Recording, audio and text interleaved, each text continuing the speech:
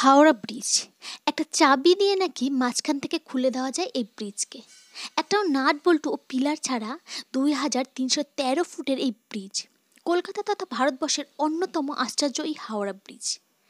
এই হাওড়া ব্রিজ দিয়ে প্রতিদিন 1.5 লক্ষ গাড়ি ও 10 লক্ষ মানুষ যাতায়াত করে।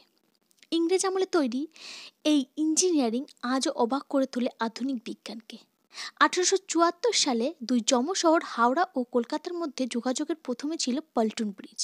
এই পন্টুন ব্রিজ হলো একটার পর একটা নৌকা পরপর সাজিয়ে তার উপর কাঠের পাতাতন পেতে যে ব্রিজ তৈরি হয় তাকে বলা হয় ভাসমান পন্টুন ব্রিজ।